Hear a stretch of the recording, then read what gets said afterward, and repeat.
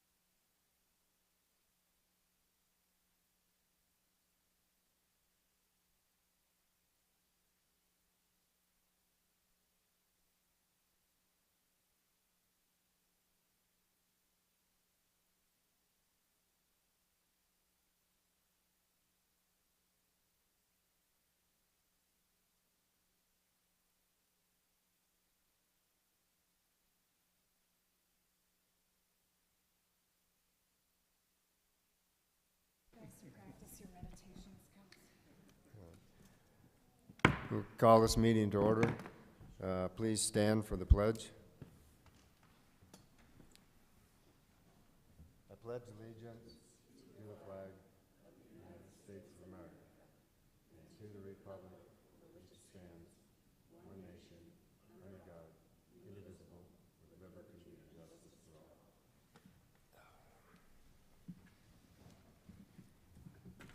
First item of business is approval of minutes from last meeting. Any commissioner want to add or delete? Make sure your microphone is on when you speak also. Mr. Chairman, I'd like to move that we approve the meetings for the meeting of July 5th, 2022. Is there a second? I'll second. Motion and a second. Any discussion? We'll proceed to vote. McDaniel, Aye. Levy, Aye. Scorts, Aye. Remy, I'm going to say yes because I thought that's what we had been doing, but I'll say yes and get them on track. I speak more than one language. Next item is new business to introduce and give the oath of office to Katrina. Welcome, Katrina. Would you like to say anything before you get signed in? I'm just happy to be here, thank you. Okay, thank you.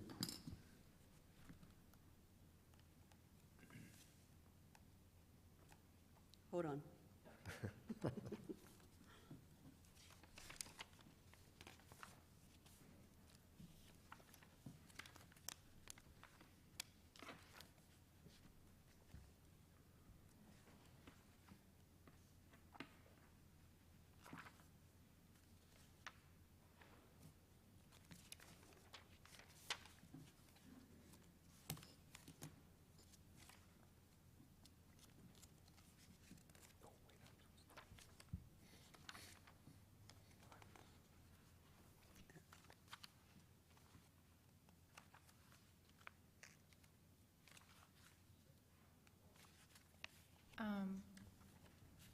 While Chair. she's looking for that, I need to announce that the public hearing for the application from Charles Elbert has been withdrawn.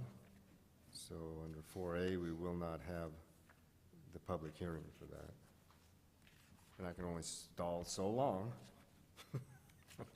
I added so many new papers to this, I can't find it. I'll continue to look if you want to move on.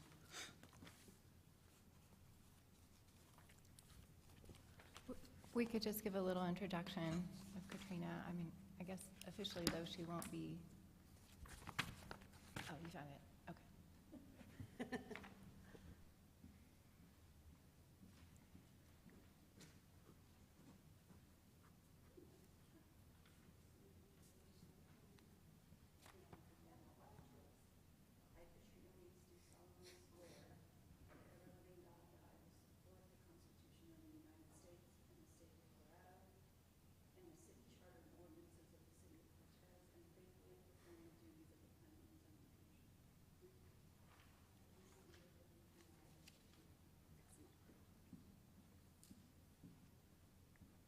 Welcome aboard.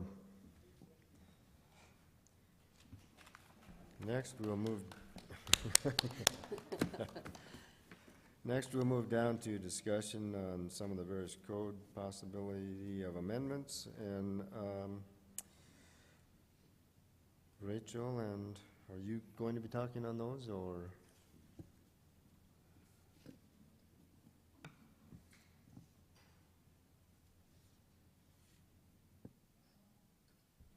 There we go. I think that would be me that would Okay. speak about it. I'm Nancy Dostal with the Planning Department. And we have tonight, just for discussion purposes, no decisions are going to be made.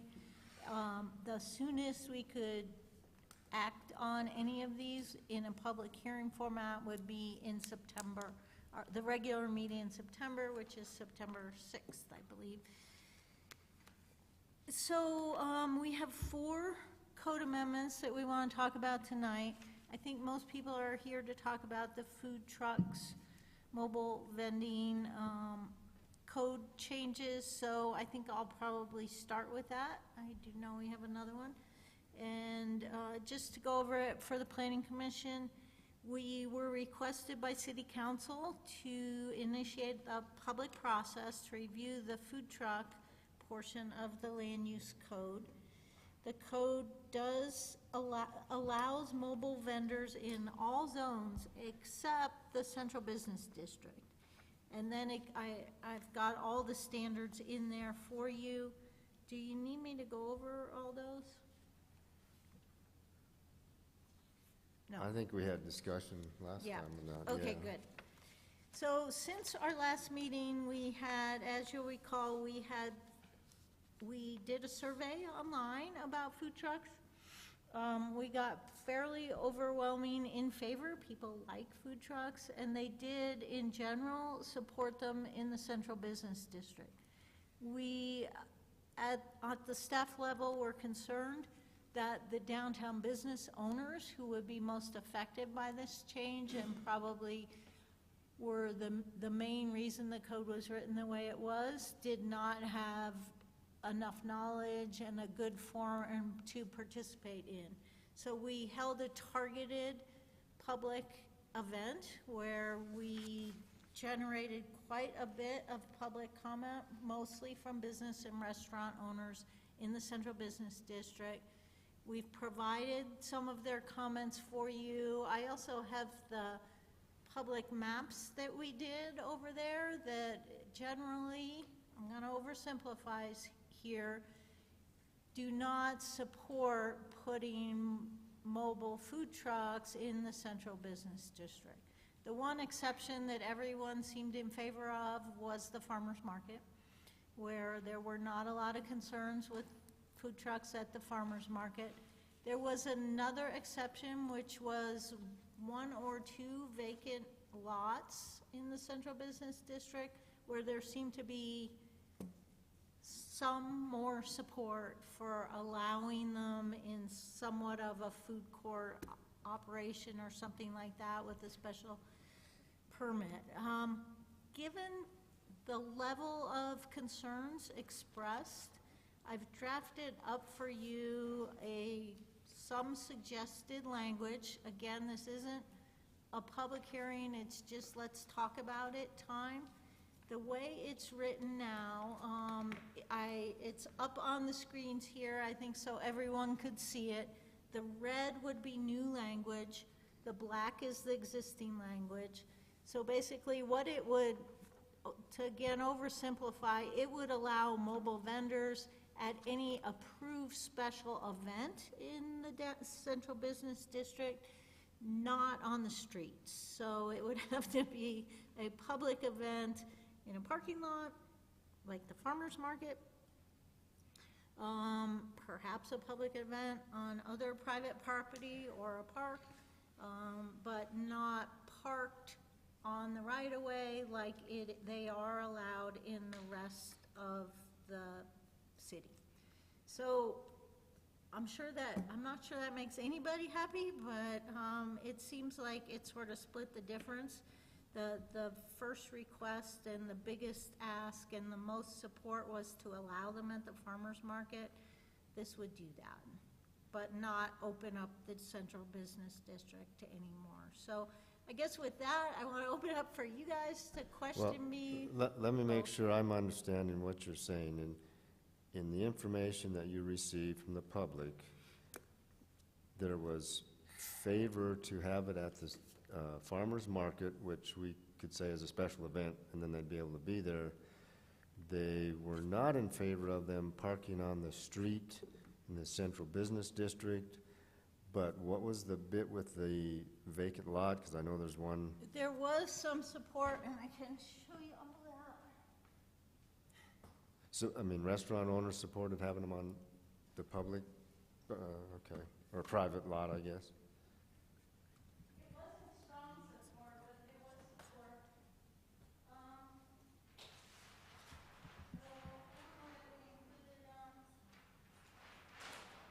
but these were that don't allow it, all the red dots, okay?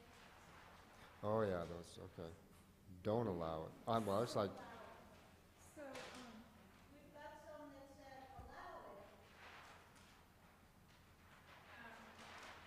And so what we've got here. Down low. yeah, that's the,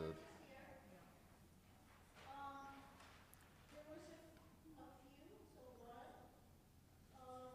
in another public parking lot,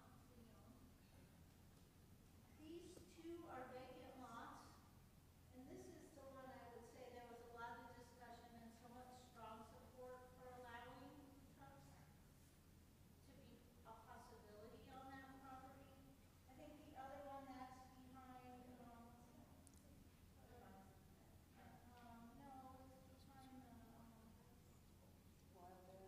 Wild Edge, yeah. So. wait, and Wild also is, the Cortez Cultural Center is right there, and we have some programs all the time, right below it, right below it, right below it. down, And down. we're actually, is Wild Edge in neighborhood business or central business? Apparently, and I had We this did that. first, Yeah. the central business district Yeah. is a little dog for Wild Edge. Okay, that's what I keep remembering. So, for approved special events in the language that you Turn your have. mic on, please. Yeah, if a special event was approved at the cultural center, it would. Well, we have events and we don't ever get special event permits because we're on private property that we own. So I don't know how that process would work. Well, the vendors would have to get it. Yeah, not you guys, not the cultural center. Okay. Just curious. I mean, I support the restaurants that have brick and mortar. Okay.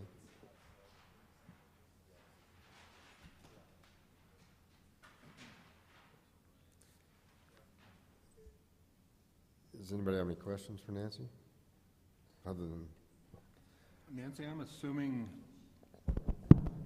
the vacant lots are on there because the lot owners have given permission? I mean, certainly somebody's just not driving around looking at a vacant lots thinking I could pull my food truck in there and set my business up for free, are they, or? You would have to get permission from the landowner, of course, or it would be a trespass.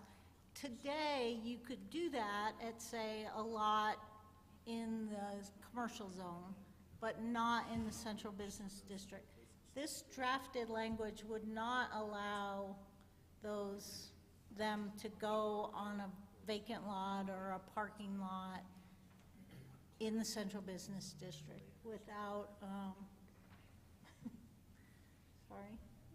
without a special event occurring. And so as an example, at the farmer's market, they would have to get a vendor permit from the farmer's market people and then park in the farmer's market actual area, not out on the street or in the parking lots anywhere, correct?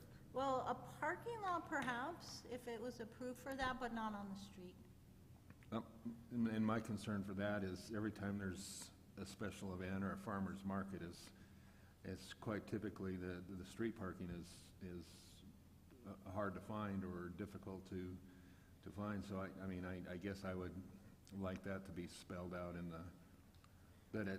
that they're not parking in like even, I guess that furthest south parking lot from the farmer's market, that private or the city-owned parking lot that there's not a lot of people in, that might be a different split position, but to have them park in the alleyway or the along the street or even in the parking area where people park by the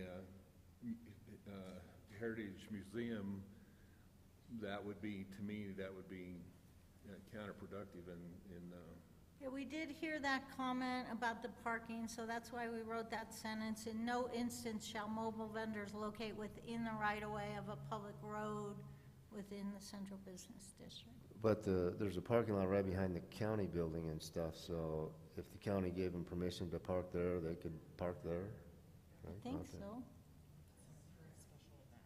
per We special can event, yeah. clarify any of this, so the Well, idea is, tell me it's- what's wrong. It's kind of, well, the whole thing is the county. So it's like right behind the county building, there's people park there sometimes go to. right behind the county building or on the other side of First Street? No, right behind it. Because I park there to go to farmer's market sometimes, but, Behind the county building. yeah, a food truck might take up the parking lot. Well, that's what I'm saying is. Well, so I gotta walk an extra few feet.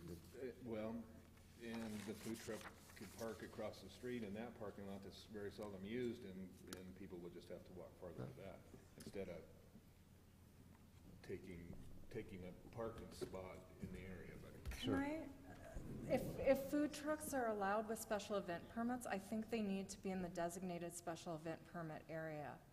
You know what I mean? So like it's at the farmer's market, then it's in the parking lot with everybody else, not across in a completely different parking lot, but it's all concise and it's all part of the special use permit application that then gets permitted. So maybe just something like that, like it. Well, I can see running into conflict with too many food trucks and the vendors at the farmer's market not having room to set up their booths. I think that's what Lance is kind of getting at too, right? Yeah. Well, that's their problem to manage. Can I ask a rookie question? Does the city generate any revenue from food trucks? The food truck vendors need to get a sales tax license, so we do generate some sales tax. Do you have like an itinerant vendor license or anything like that? We just have that, and then the health department they have to pass a health department inspection. Thank you. Jim?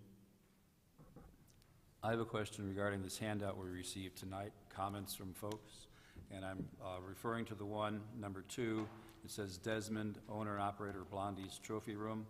In paragraph number 2, he says, I think that part of Cortez's appeal and uniqueness, I'm sorry, let me go down to paragraph 4, my mistake. Restaurants are already fighting these pop-up Navajo taco stands and hot dog stands and everything else.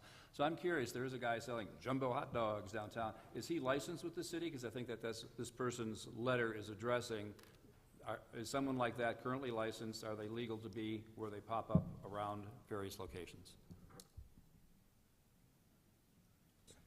So those often set up in an area that's not in the central business district, and it's hard for our enforcement folks to monitor. And it's my understanding that the city has taken the position in the past that they're not going to crack down on people selling quilts in a private parking lot, that kind of thing. Okay, so specifically regarding this hot dog stand that's referred to in this letter from the citizen here, as far as you know, they pay no license fees, they pay no sales tax, they pay nothing to the city, is that correct? At this moment? Yes, as far as we know. Thank you. So if they were reported, would someone from the city then go tell them they need to vacate the premises? Yes. Okay. I happened to see that same hot dog stand, and I thought about whipping around to go in there, but I didn't, so asked if they had a license. But I didn't want to be the enforcer, so. Anybody else have any questions? Okay. I'd like to open it up to anybody from the public that might want to step up to the microphone and state your name and address, and right over there. Over there. We need to have the recording from the microphone. Sure. Is it on? Okay, I'm Emily Wisner. I'm a local farm owner and a standing committee member for the Farmers Market Board, or committee, I should say. I have several points to ask questions and just to inquire further. So in the results from the survey that was sent out, there was overwhelming support for food trucks, even in the central business district, from all public, however, overwhelmingly in the opposite direction from the local restaurants. So what's interesting about this is that, like, the purpose of a city entity is to provide the public services and to usually, take that into consideration. And I'm a firm believer that competition is good and it encourages most restaurants to get better.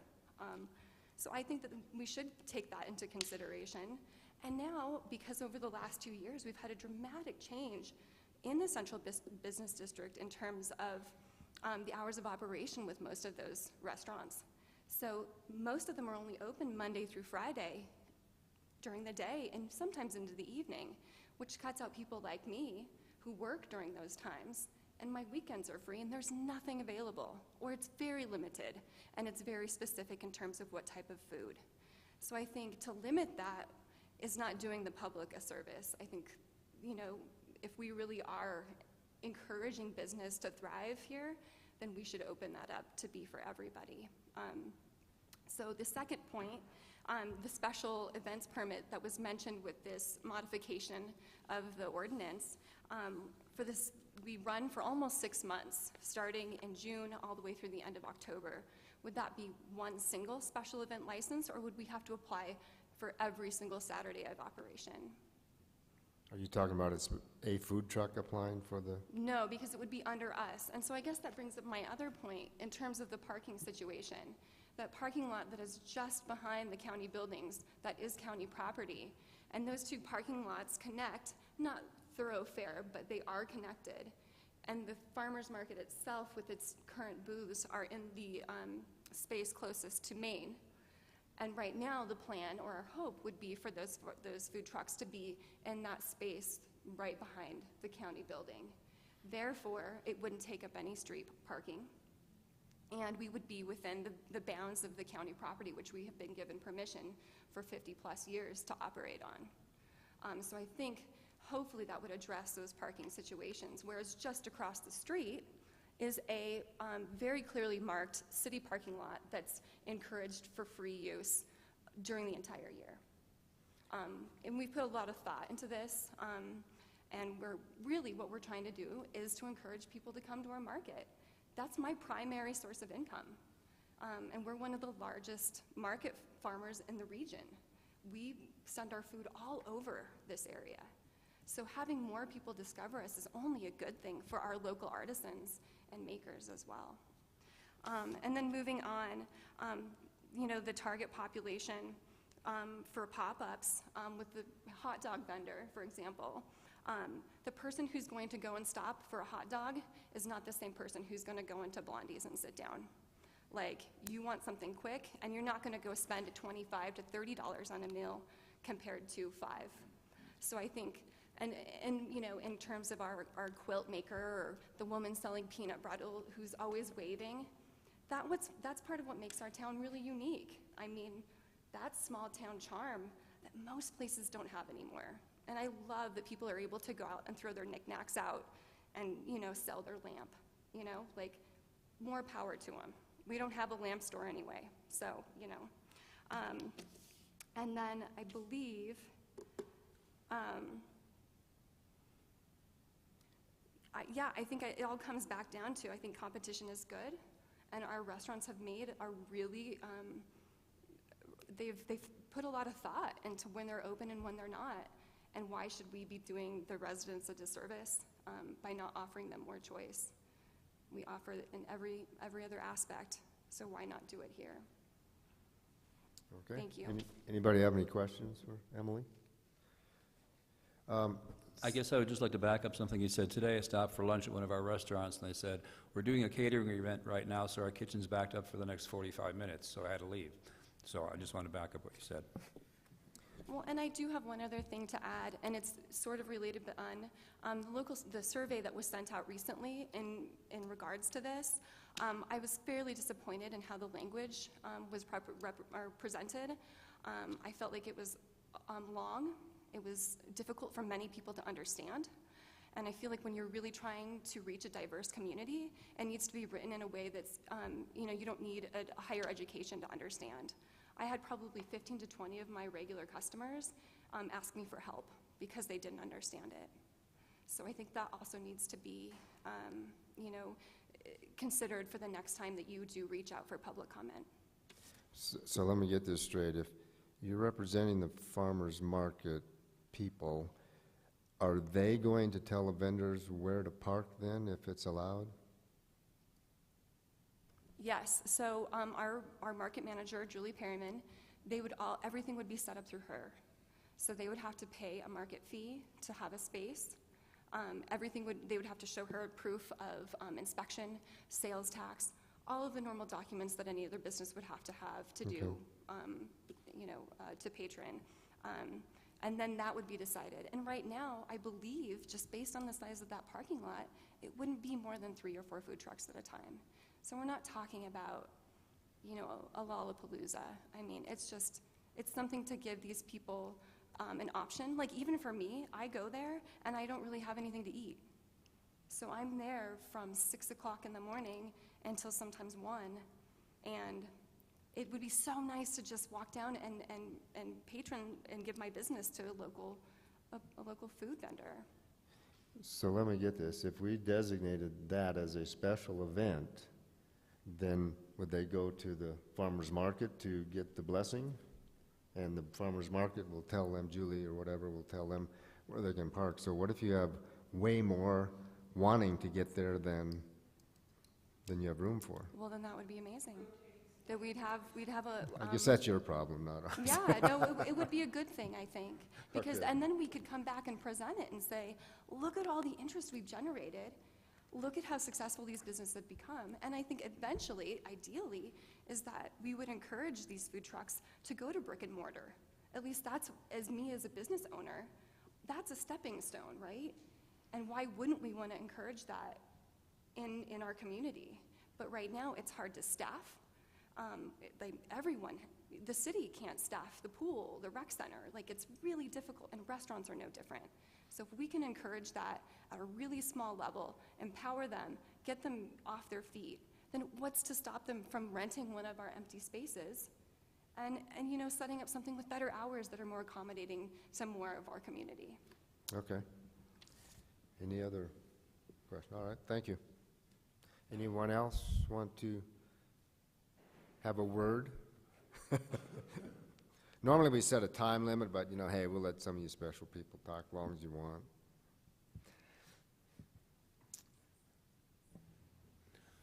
My name is Dennis Giesler. I own the lot on Ash and Main Street. It's a large vacant lot. Everybody should be know on what's that. on. It's right across from the tire shop on the opposite side of Main.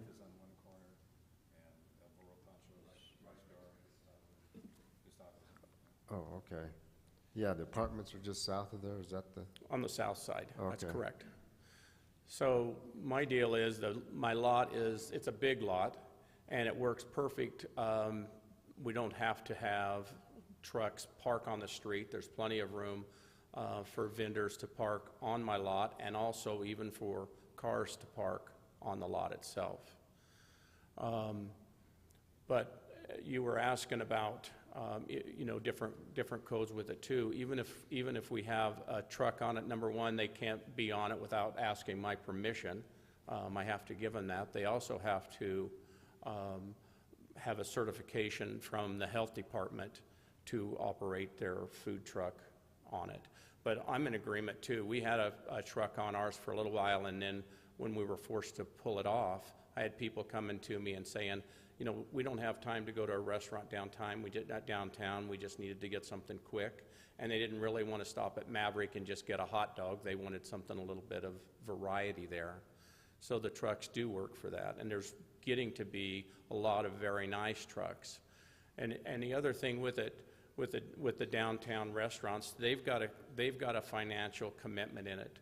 But also the food trucks or food trailers, they've got a pretty substantial investment in it. I've got an investment in the lot. I've also got extra insurance I carry for anybody that is parked on that lot.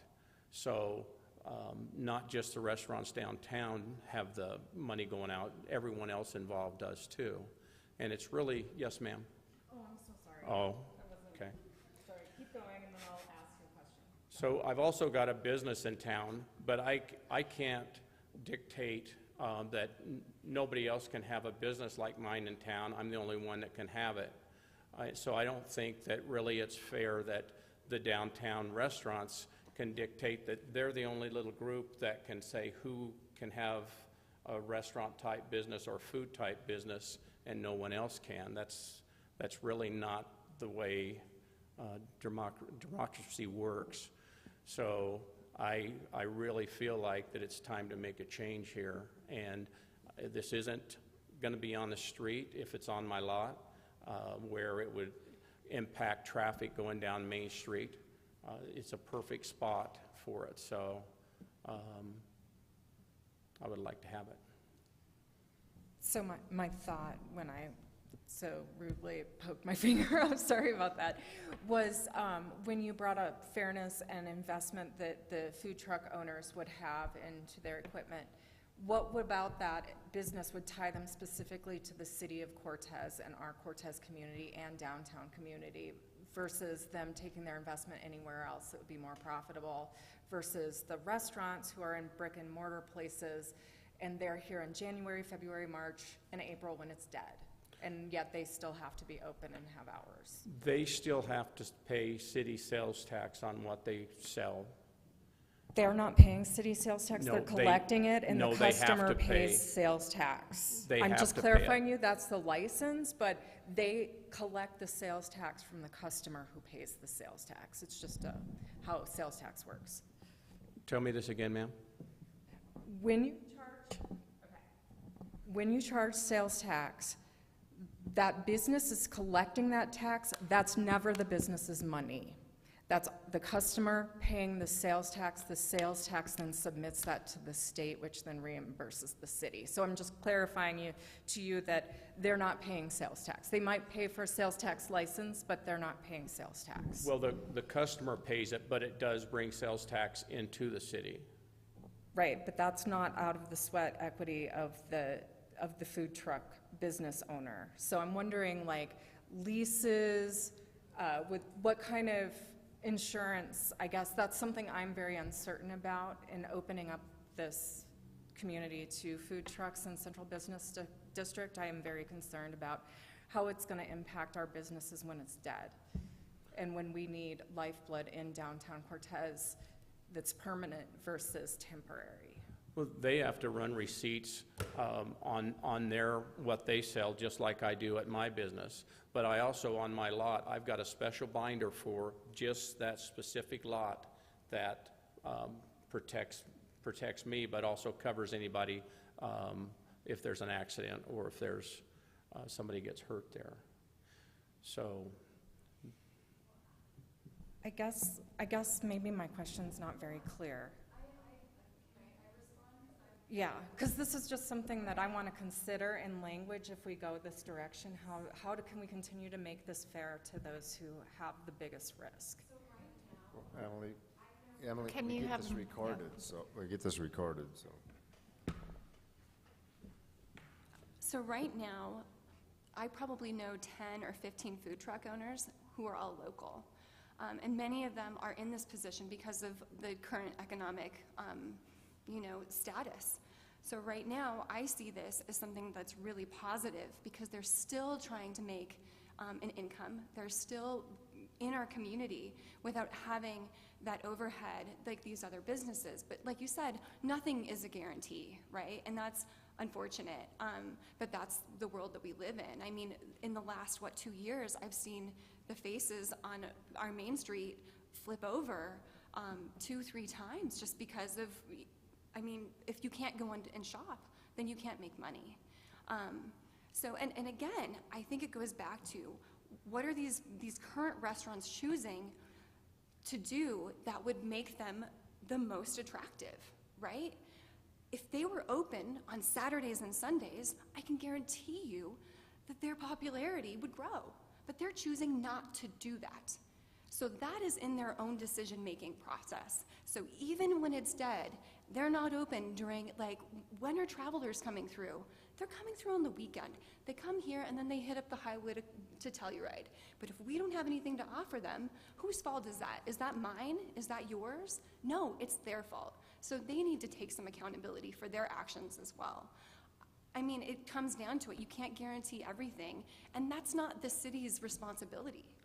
Those people took that risk by owning that building, by taking out those leases, and the only thing that you can do is, like, obviously this ordinance is to make things more lucrative to be a restaurant in this certain aspect or position in the town.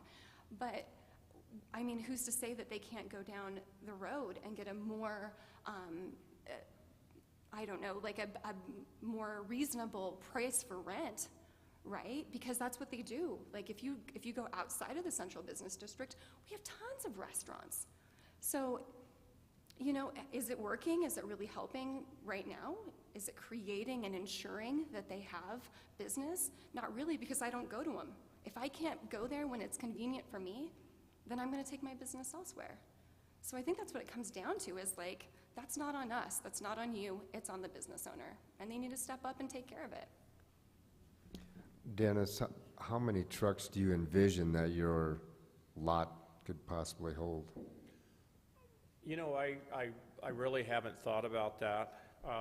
I mean, you'd be the one to limit the number that's there, right? That's exactly right. Yeah. And I also, I would be kind of the same way. If I have one that specializes in this one thing, then I wouldn't want another one there. But I really don't see that there would even be 3 on my lot.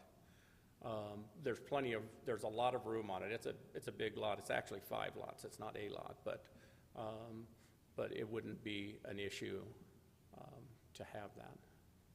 Well, looking at the map, that's about the only real place It really a is. truck could park as far as, I mean, okay. Okay, thank you. Any other questions for Dennis? Okay. Thank you for all your input. Anybody else? Thank you, guys. Just to, okay, thanks.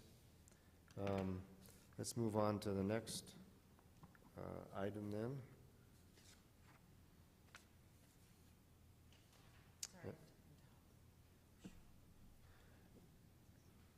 Unless you want, well, I think we're going to have a direction from the chair that we have you draft some proposals for next meeting and then have public hearing on them and go from there, draft ordinances. So let's just go on to the next one and we can. Can I just bring up one little thing? As long as you have your microphone on, you can.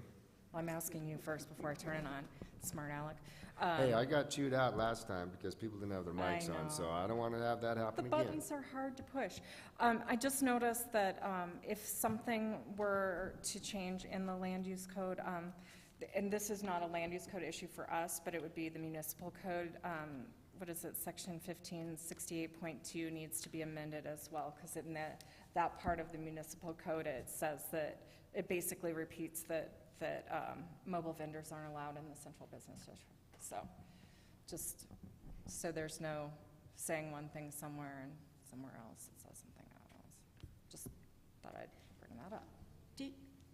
I'm happy to move on to the next one. Do you want to give me any separate direction on this one as far as adding the vacant lot option by conditional use permit or by some other option, or will you do that at the end? Well, I think I'll give you direction, let the minutes reflect. The chair requests that you include in the option of the ordinance the things that we've discussed here this evening, I guess, and then the feedback from your survey, which basically it sounded like it was okay to have it at the farmer's market, and the special events, I guess, and then the vacant lot, I guess, we can discuss that and have more public hearing, and that might be an item of not. Okay. So. Could I also ask if it would be possible to consider an itinerant vendor license? Because as Becky stated, the sales tax is a pass-through user fee, but we could actually generate some revenue for the city and entice more investment from the mobile food trucks. It doesn't mean we'd prohibit them, but there would be more investment on their part. Well, they've already purchased a sales tax license and It's not the same thing. Oh. And it's So- specific to non-permanent businesses. Specific to mobile food vendors in the central business district? Honestly, it's anybody that Any doesn't have a brick temporary- and mortar building that wants to sell things. Yeah, we don't have a temporary vendor permit process for the entire city of Cortez that I know of. It makes enforcement much easier as well. Good point. City council probably have to approve something like that, wouldn't they? It's more of an administrative Okay. thing. I have a question. Is this the only portion of tonight that we're discussing food trucks, or is there another portion that we're discussing it? This is the only time. Okay, then I have a question about the handout that was given to us before the meeting. And you have a section there regarding noise, section 15-68.7 noise. And it says mobile food vendors must adhere to the provisions of Cortez City Code and Land Use Code, now in effect, or as may be amended from time to time regarding noise-making devices. And I don't have a copy of that. Do you have a copy of that? I'm just curious what the city code says about noise-making devices. Yeah, thanks. Okay,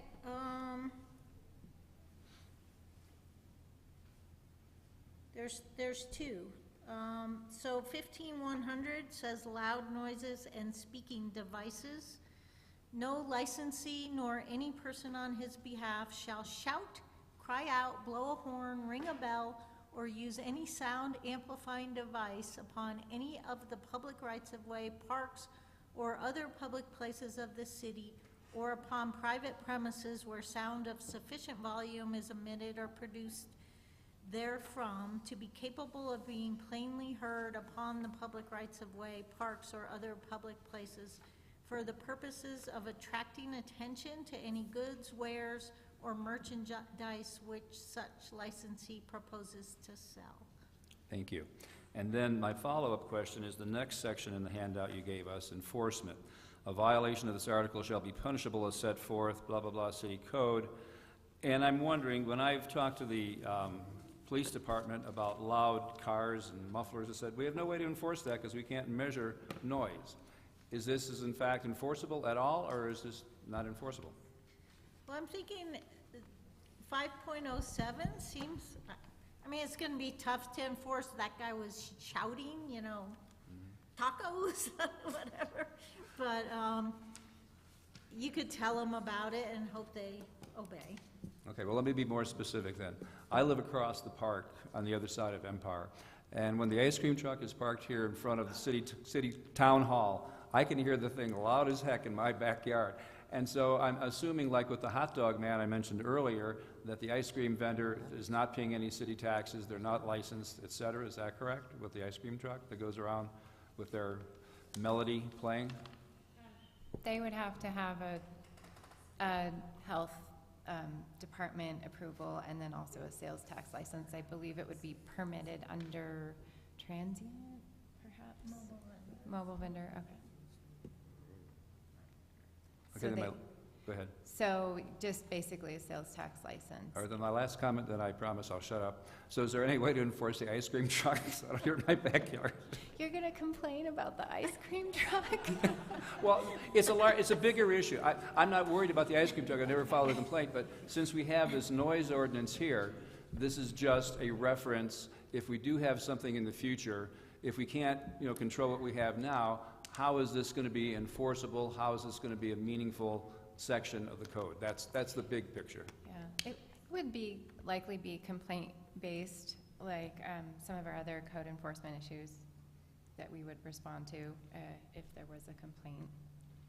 And, if it was a repeat food truck, for example, then they would, we would know who to follow up with and who to warn. Thank you. I'll buy you an ice cream after the meeting. Well, you know where the truck is, just follow the noise. Who would dare? Mr. Chair, I would comment that there are devices that you can purchase, and I know a lot of communities, Ridgeway for one, they have the main street and it comes off a hill, and they have a big sign that says no truck brakes, and they can record the sound and it'll give a decibel reading. It's probably a little more difficult when you're talking about somebody's voice, especially if it's not amplified. If they're just yelling, tacos, get your tacos. It probably wouldn't violate a sound ordinance, but you could say that no shouting, in response to a vendor trying to hawk their products. And I think you could craft an ordinance that would make that punishable, and you could enforce it. So somebody take a little mini recorder out there and record, right on their phone, and you can record that, and then I think you could enforce it. Certainly, if you tie it to a decibel level, it gets more difficult, but it's not without difficulty. All right, thank you. Well, can I just add, it's kind of off subject, but, Cortez has that same noise ordinance that Ridgeway has, and I'll tell you what, if you sit out on South Broadway anytime after 8 o'clock at night, you're gonna count multitudes on both hands of trucks that are going through with their engine brakes on, or motorcycles and stuff like that. So if the police can't enforce it, an ordinance that's already on the books, how can we guarantee that they would enforce it, or how would that make it different, in a food truck situation? I'm just curious. I agree with Perhaps- you, Lance. I would take that a step further and say, do we want to expend a bunch of resources on that? I think Right. what's at hand right now is a little more pressing than that. Perhaps an alternative would say they shall emit no noises, period, and be done. You don't have to enforce it.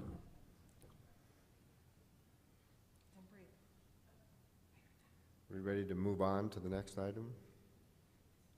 All right, Nancy?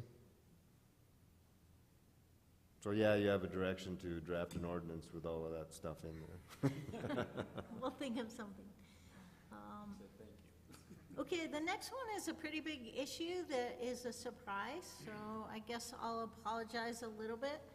But I was recently approached by an affordable housing provider. They asked me about a density variance to be able to produce some affordable housing on a property. It's located, this one happens to be in the neighborhood business district. In that case, they wanted to increase the density so that they could provide the affordable housing. I'm afraid my response was density variances can't possibly meet the criteria for a variance, given that it would be greenfield development. And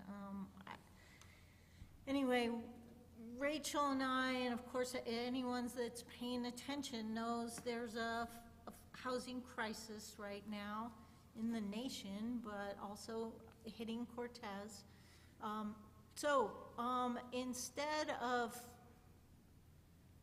telling them to apply for a variance that I was likely going to recommend denial to, I came up, worked with Rachel and Pat a little bit today too, to come up with a density bonus for affordable projects.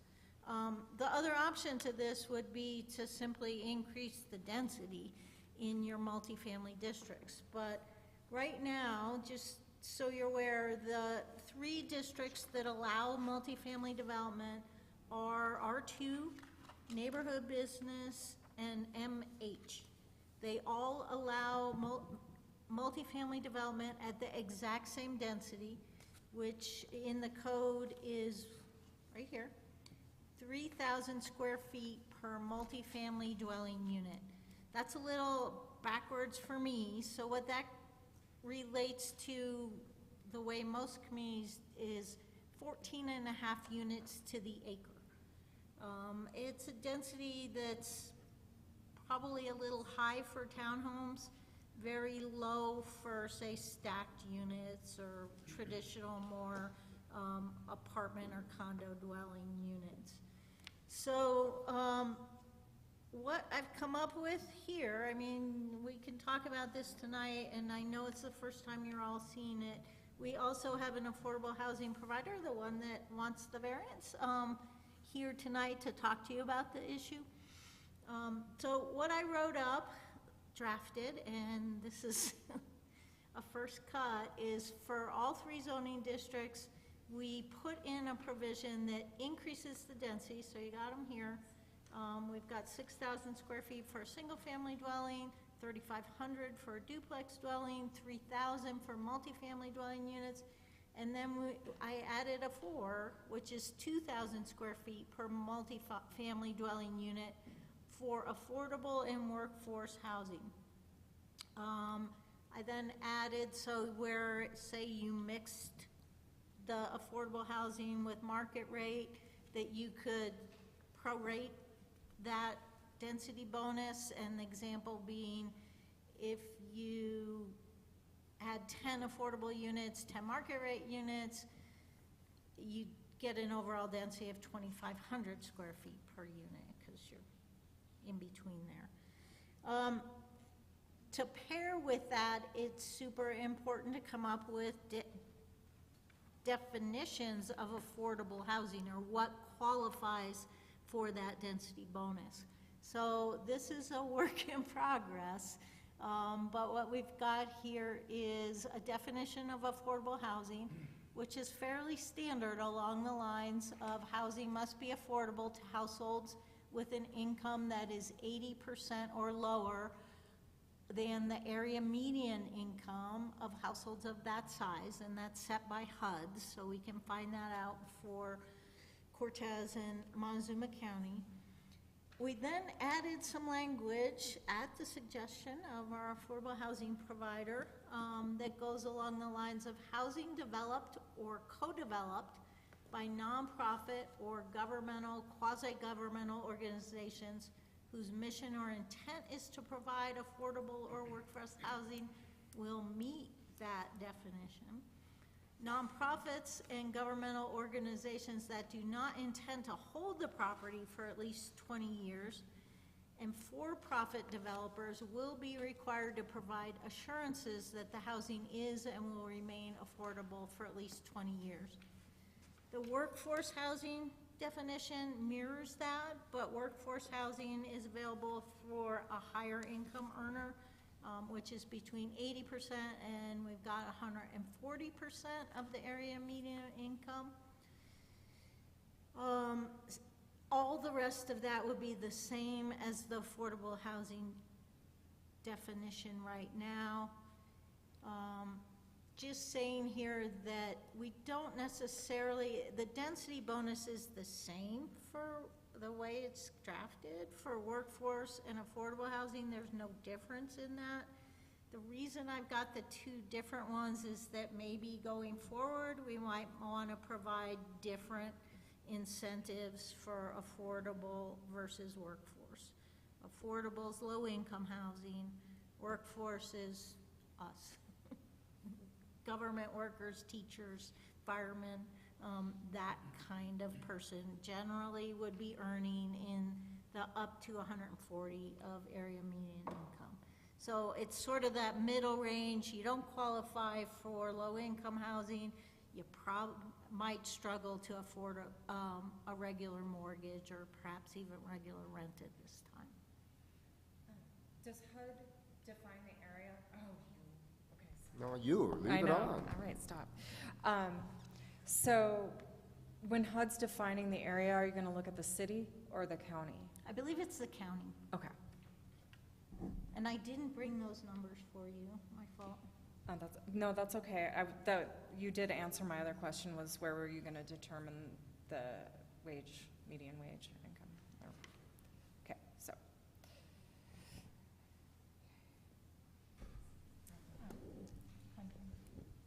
I have a question about the lot size, number 4. The intent, and I really have no position on this, I'm just asking. The reducing it to 2,000 square feet for affordable and workforce housing, that's just to make more space available for these types of dwellings, is that correct?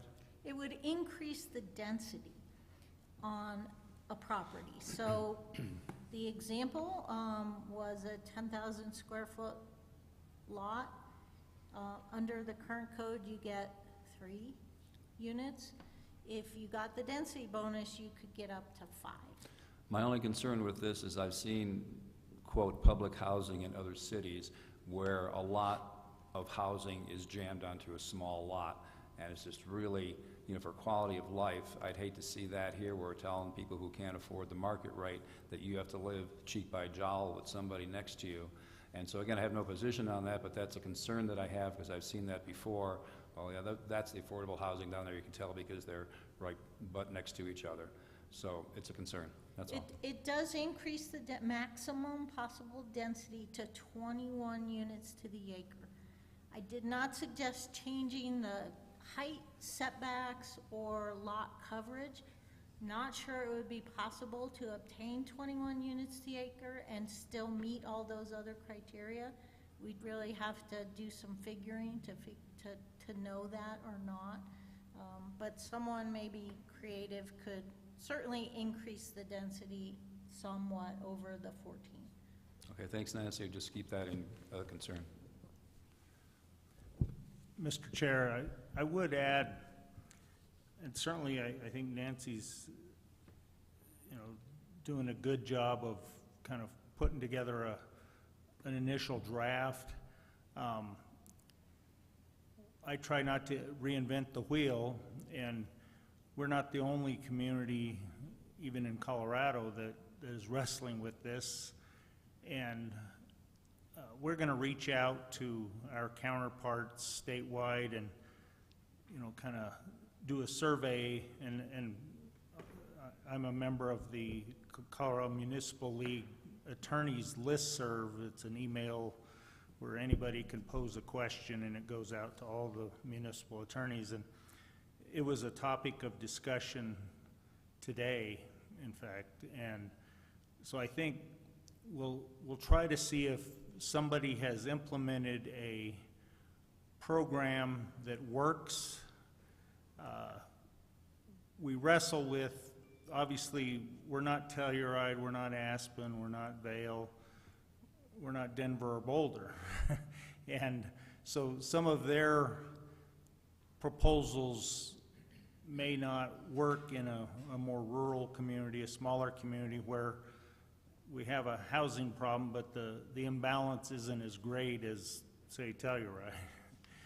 But I think we're gonna look at, see what, if anything, is working statewide. Obviously, I think our community development director and our city manager went to a housing meeting today in Durango, and they may have some thoughts on this too, but it's an issue that everybody's wrestling with. And so I think, we'll try to get the resources statewide that we think are helpful to the discussion. One of the biggest difficulties is enforcement, because when you're dealing with property, absent recording a deed restriction, you have them sign things that say it's our intent to do X and our intent to do Y, but they can turn around and sell it tomorrow, and it's pretty difficult to sue somebody on a violation of their intent. And so I think we'll wrestle with both the length of the restriction. We've put 20 years in for discussion, but maybe it's 5, maybe it's 10, maybe it's 30. I think we have to wrestle with that issue, and then also with whether or not using a recorded instrument to help enforce is advisable. I think some of the input from that Nancy received was that some of the developers don't like to have recorded documents against their property because it interferes with their ability to get lending, and it's a stain on the title to a certain extent, and they don't like that. Of course, if you're gonna keep it as affordable, then the next owner needs to understand that that's what was intended in the first place, and they're not going to read it if it was just a statement in the Planning Commission and City Council hearing minutes, and you don't have an actual document that is recorded in perpetuity. So that's a thought that we need to consider, and maybe you have more.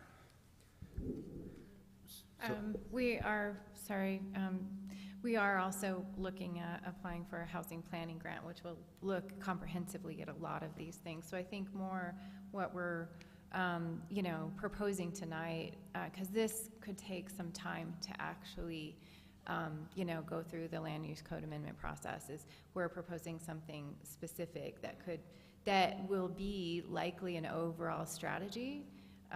But this could help address something immediately that where there's a need.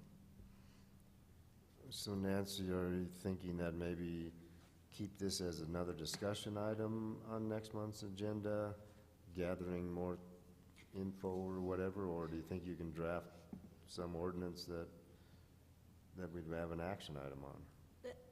The intent is to draft something fairly quickly to address a need we've already been presented with. It won't be perfect, and it probably won't even be the ultimate fix, but it might move us forward and help move some projects forward over the next year while we're looking at a comprehensive relook at how we could improve affordable housing throughout the community. I already pushed back at Pat a little bit. I absolutely agree that it would be better to have deed restrictions and things like that, but honestly, to do that, you probably need more of an incentive than just a density bonus. It really hasn't proved out in many communities to be enough to address the issue. I was super trying to keep this simple. We have less than full-time staff in the city, and it's important to sort of make it easily enforceable or easily interpreted. So what's written here is a little bit unusual. I haven't seen it done this way before, where we basically say, hey, if you're a housing provider and in the business of providing affordable housing, we're not going to put any restrictions on you. You're restricted yourself in your mission. So if it's Habitat for Humanity, we're not going to ask for the deed restriction, because I feel like that's their mission, that's what they're gonna do, and it makes it simple for us to move forward that way, and it makes it simple for them with their financing. If you're a for-profit developer, prove it up to us.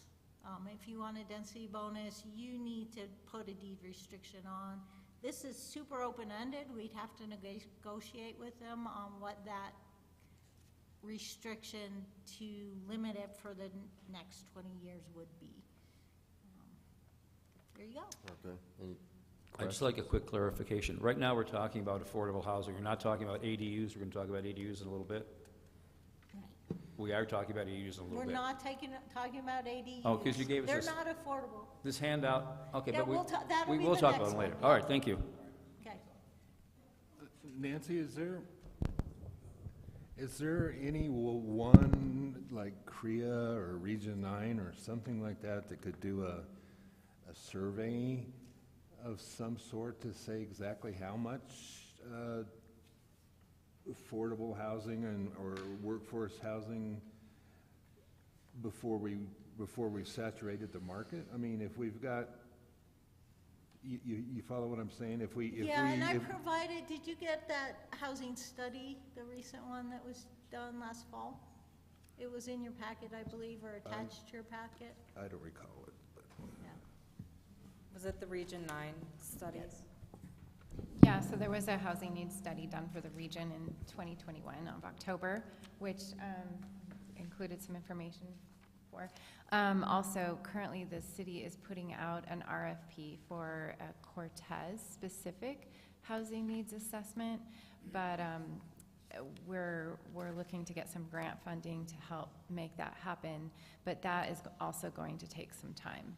But there is some really good current data that that's through Region 9, the Southwest COG, from October of 2021.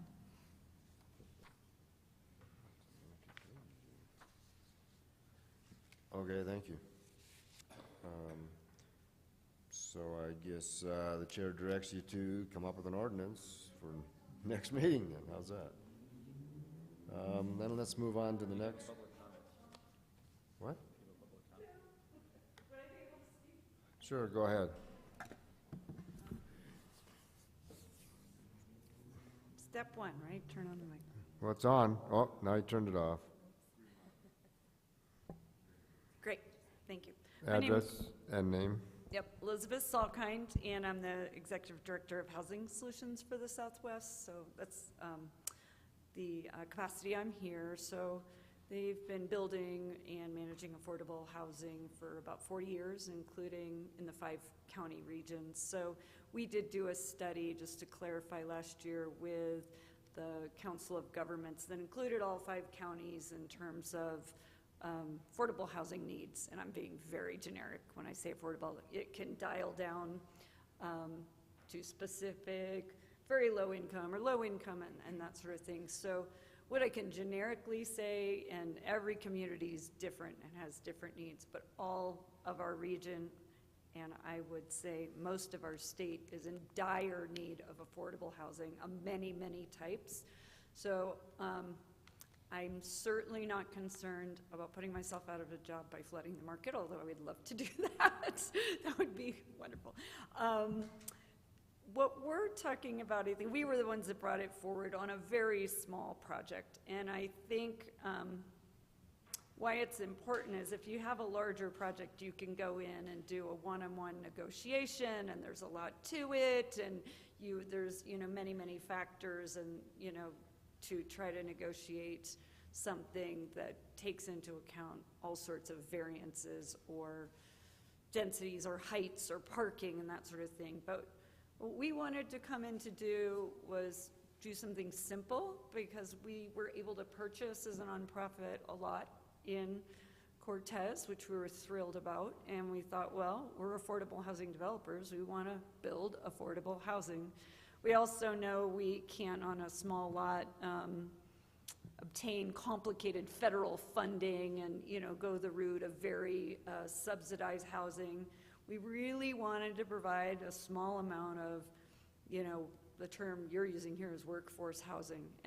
But we wanted to do it in a way that could be replicated by others. I mean, yes, we can come in and do it in the one project, but what I wanted to see was, okay, they successfully did it. Maybe me as a private developer could go in and, maybe take that beautiful design and, we wanted to be the test case of slightly more dense projects. And I mean, density is, it's pros and cons, right? I mean, pros and cons of, in every community are going to look a little different. So there might be one community that's just amenable to a whole lot more density than a different community. We all need to be respectful of that. But as a country, we are being pushed towards density. So I think we just want to do it in a really sort of beautiful, thoughtful way. And that's why the incremental increase was attractive to me. So I guess I would just urge you to, yes, talk to best practices for other communities, and that's something we've done and have a lot of research on. There's no one magic answer. I think keeping it super simple is what would make us as a regional nonprofit want to apply for it. Otherwise, we're just going to come in and do the usual density and then maybe go down the street and buy another lot and do what's already approved. Because if it's too complicated and if there's a lot of enforcement and then there's a lot of compliance, it just becomes expensive for us, just like it would become expensive for your local builders. And I really wanted to incentivize those local builders who aren't, like our organization. Their mission might not be affordable housing, but I wanted to show them that you can do it. And so I guess I would be pro-food truck, pro-food, pro-restaurant, and pro-density for affordable housing, but also, honestly, for all housing in this community, at least in these incremental amounts. I mean, I think what we've learned over the past 2 or 3 years, at least what I've learned, old dogs, new tricks, was like, I'm going to throw out everything I thought was like a firm no and rethink it, because, we've been faced with so many things we never thought we'd see in our lifetimes. And I think the crisis of affordable housing is one and I've been in the housing industry my whole life, so I never thought I would see. So I'd wanted to do something simple for a small town, and hopefully something that others could then come behind us and just, okay, we can do that. We don't even need to be maybe for a nonprofit, or we don't even need to be affordable housing. We could build a simple product that's basic, good, solid quality housing. But if I can get those 4 units versus the 3 units, my costs don't come down a ton, but they come down some.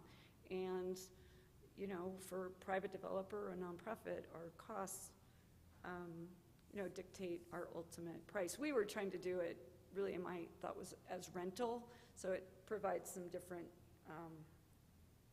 long-term, restrictions versus a for-sale product. Then you get into somebody's just going to flip it immediately, and you run into, some other very kind of specific problems with for-sale. But I don't know, maybe we can help and work with the staff and provide the info we have. We just want to, be a good citizen of the community and do what we can, and obviously in a very small way with this one parcel, but mostly I wanted it to be something that could be done, you know, down the street as well, so.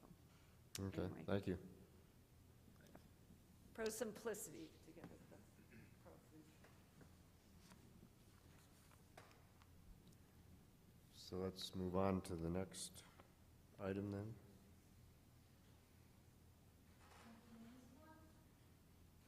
Pardon me? Want to do an easy one? The child care facility? Yeah, let's Yeah. do that one, yeah. So childcare, from my report.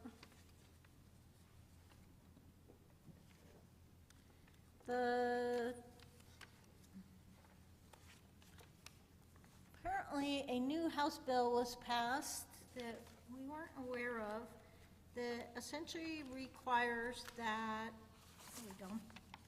So September 2021, the bill requires local agencies, the city, to treat all licensed family daycare homes the same as they would treat a single-family dwelling.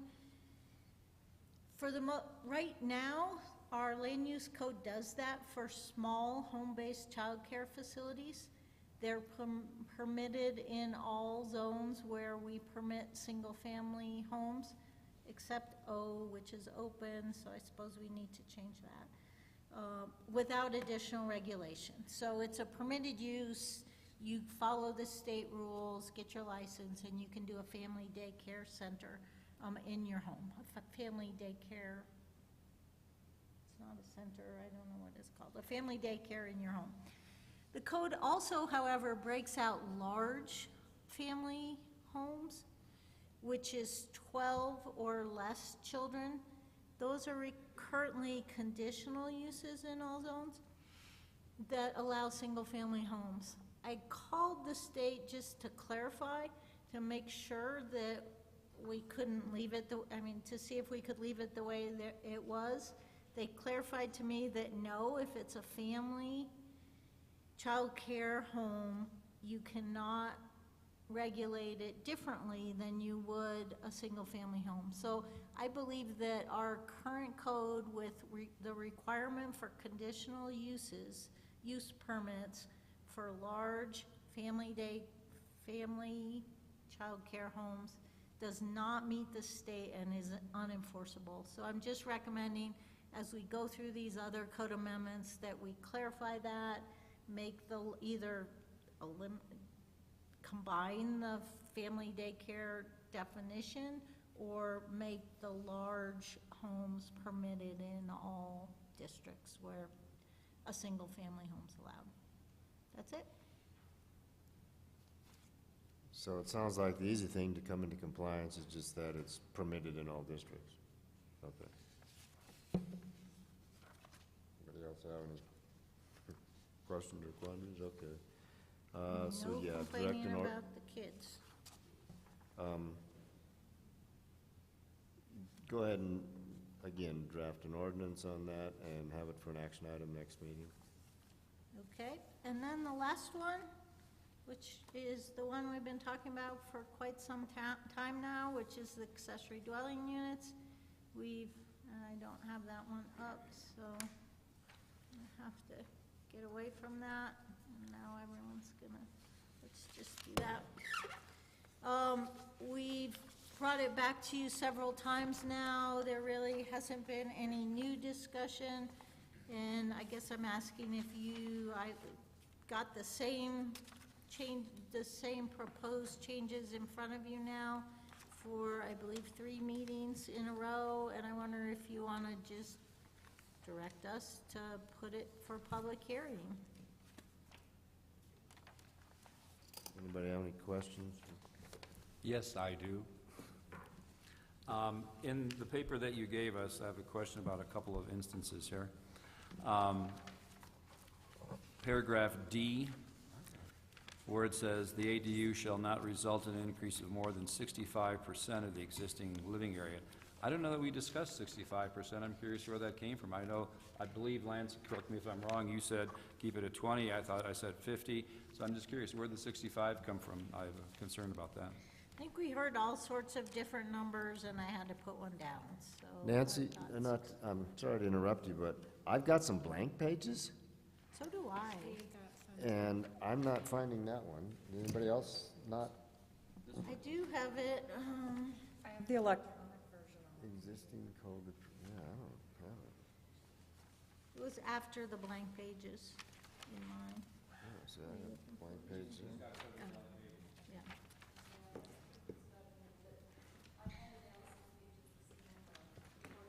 Yeah, that was not one of the ones you handed out. It was a totally different sheet of paper. I think it's, Yikes, yeah, well, I don't have my computer with me now. so I can go over the changes, which I guess we lost everybody. As you recall, the way it's currently written, and maybe we have a new planning commission member, so you haven't heard this before. The way the existing code on accessory dwelling units is written, it has made it very difficult for most lots and homes to qualify to even apply for a permit. We did a sort of deep dive analysis, and we came up with 4% of the lots in the city are currently eligible to apply for an accessory dwelling unit. So we decided to try and broaden those requirements. So we've suggested a number of different changes that would open that up to more people being eligible to apply. The very first one is right now we restrict it to the RE zone and the R1 zone, which are the two lowest density single-family home zones. RE is very small. We don't have very much of that. There is quite a bit of R1 zoning in the city. So we open that up from being restricted to those zones to perhaps to allow them in any zone in the city, still requiring a conditional use permit, which means they come here and they go to city council also. And your neighbors get noticed, and there's still quite a bit of public review with that. Currently, the code requires that the parcel contain a single-family unit occupied by the property owner. We've had a lot of discussion over that one also. We just suggested adding some language that says existing or proposed single-family unit that is or will be occupied by the property owner, so it's still restrictive, but it allows someone to build on a vacant lot and build an ADU, where you could probably read that existing code to say you can't build a new home in an ADU. The next change is right now, what Jim is bringing up. Right now, the ADU shall not result in an increase of more than 20% in the existing living area. So let's say you have I'm gonna have to do math in public, a 2,000 square foot home, which is a little larger than average, I think, for the city. So we get a 400 square foot ADU. Super small, but perhaps acceptable. But most homes aren't 2,000 square feet, which means your ADU gets shrunk down to so small, it's not worth building or not really livable. So the idea here is to increase that. I've got 65 in there. I'm willing to put it at any other number, but I do think 20 is too small. So I'm gonna advocate for something more than 20%.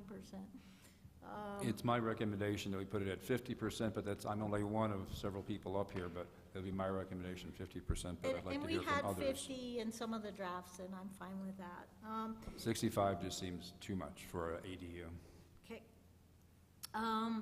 The next change is again one that's been debated, and I think someone on the planning commission won't like it. Right now, the ADU is required to provide 2 additional off-street parking spaces, in addition to the 2 that would be required for the single-family residence. It does say that spaces could be in a garage or carport. What we're suggesting is that you only require one additional off-street parking space for an ADU. It's a small unit, and restrict it further down to 1 or 2 residences. And then we specifically said that one of those spaces could be provided in tandem, which means cars parked behind each other. So maybe it's a car parking behind the space in the garage, or if you have a driveway that fits 2 cars, you could put one behind the other and then the third next to it. And that is my second and only other concern here, as I've raised multiple times, to have 2 parking spaces. If you're going to have 2 people living there, in today's world, you're probably going to have 2 cars. And I've mentioned many times, if you cross Empire, across from the park here, and you go up there, you'll see cars parked on the sidewalk, you'll see cars parked in the street where you can't get by. And I'd hate to see our town go to a place where all we have is on-street parking because we did not require enough parking spaces. I think it's a real concern. And I would love to take the whole commission down there on a walking trip sometime. In the evening, not during the day. Chair, just a quick question. Is that the sentiment of the rest of the board, I guess? Because we're looking for direction from the board. Well, Yeah, that's just me. yeah, I was going to give each person comment. Katrina, I'm not changing. Wait, I've got one last change that I want to make sure okay. I highlight, which is, right now, this is another provision that currently eliminates most of the lots in the city from being eligible for an ADU, which right now, the code requires that your lot be 20% larger than the minimum lot size in the zone.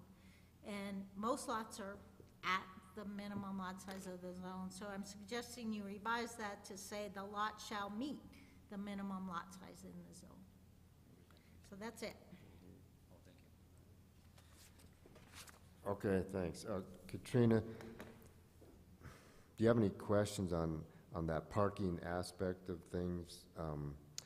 See if I can explain it. It's like if you add an ADU, you got to provide 2 more parking spaces off-street for that ADU. The tandem is if they park behind, like one's in the garage and one's in the driveway or whatever. I don't have any questions. Are we Anybody going have to any comment? Do we get a chance? comments? To Yeah, comment? yeah. Okay. So I agree that 1 space is enough for what we would call a casita or a mother-in-law quarters. It's small enough that the people are likely only going to have 1 vehicle. And I also just wanted to comment that we need to stop putting up barriers to increasing housing, especially affordable housing, if we want to attract working people.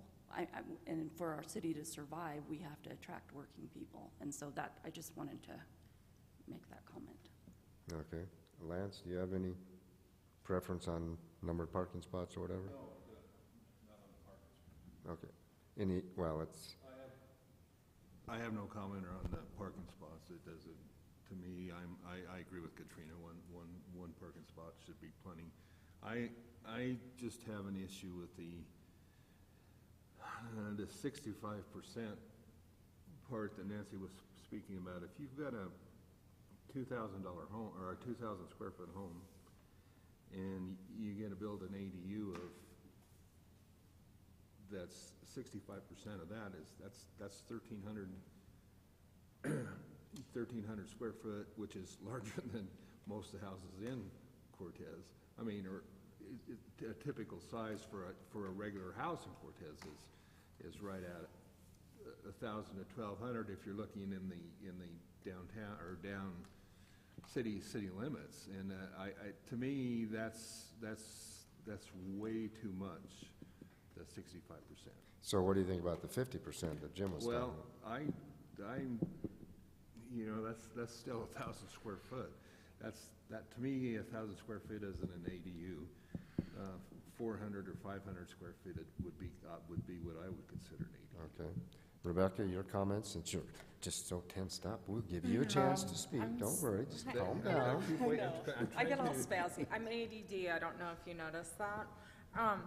But there are other things in the code like 50% max floor area, correct? So you have to have 50% of any lot being green space. So, or I don't know if a patio counts for that, but not interior floor space. So like, I just am thinking, the majority of the homes in Cortez are 800 to 1,200 square feet. So, yes, there are some 2,000 square feet homes, but the majority of them are a lot smaller than that.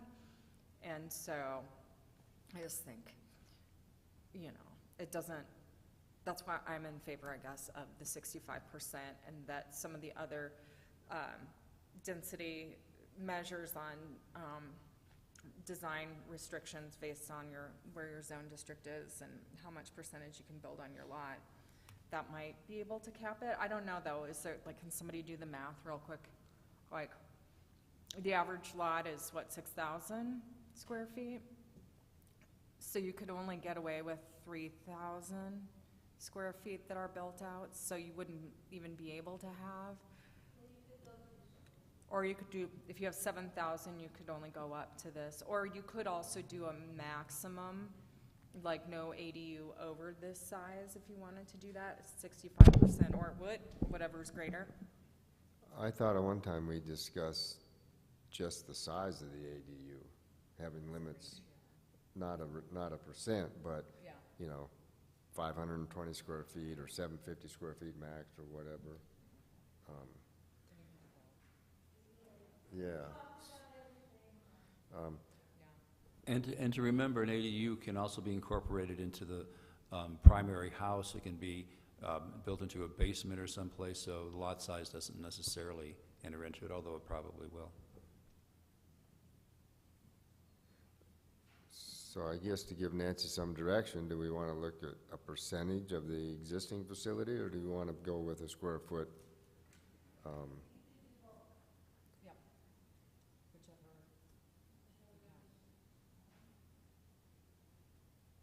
Or perhaps just a not to exceed a certain square footage? Not to exceed You could do either. that, or that, whichever is greater or lesser. Okay, yeah, you could do not to exceed X percent or not to exceed so many square feet, I guess. I would Okay. do percent and not square feet. And I guess as far as the parking goes, I'm kind of like the idea that, yeah, the people living there probably only can afford one car anyway, so, and I'm fine with it being in tandem. Just regarding process, if this language, like whatever language we're kind of saying, yay, go forward with, will you make sure then that the rest of the code, that it matches? Because there's some places where the definitions say an ADU is attached, and it's only attached, but we're going to be allowing, or this language would allow both. You know what I mean? So I don't have to nitpick on that right now? Or do you want me to shoot you an email on those little things?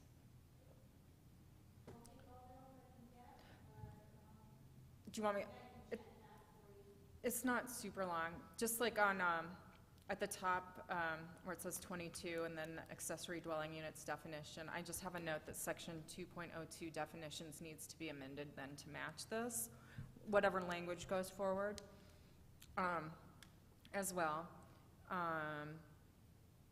Let's see here. What else? There's a couple other places. Oh, some languages, like, because the language is talking about existing or propose as part of a proposal, but then the language defaults back to existing. An example would be C. So the ADU may be attached or incorporated within the living area of the existing primary dwelling or detached. Maybe get rid of the existing and just say primary. Oh, that's just weird.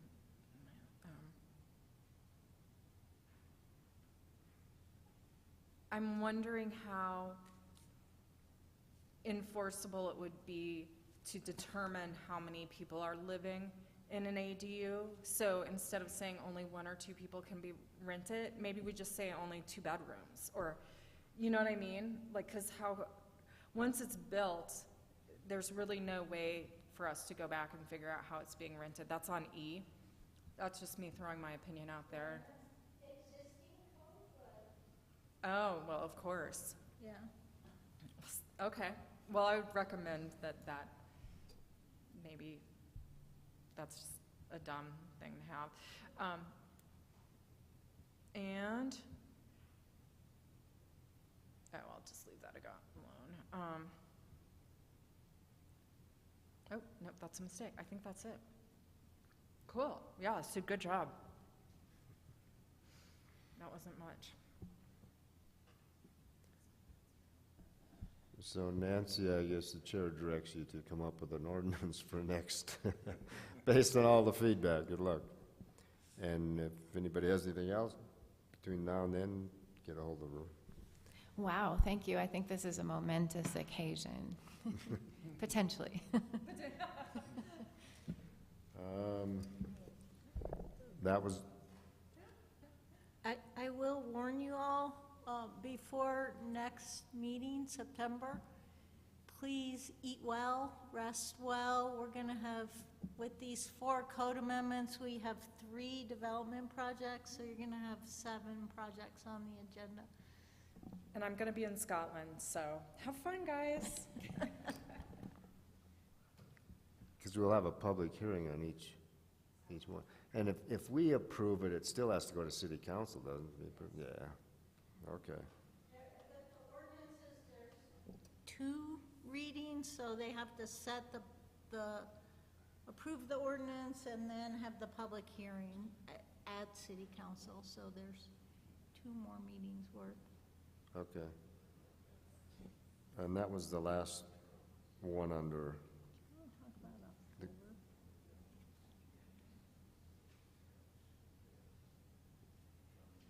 is that the last one, from what I'm looking at? Oh, for today? Yeah. Yeah, I think we're done. So next item is unfinished business or other items of business. And you can check your permits. So nobody in the public is here to participate, so I would entertain a motion to adjourn. Second. Lance, did you make the motion? Or did you move? I'll tell you what, I'll move that we adjourn, and since Becky's already seconded it. Oh, wait. We can move right to the vote. Got a motion and a second, any discussion? We'll proceed to vote.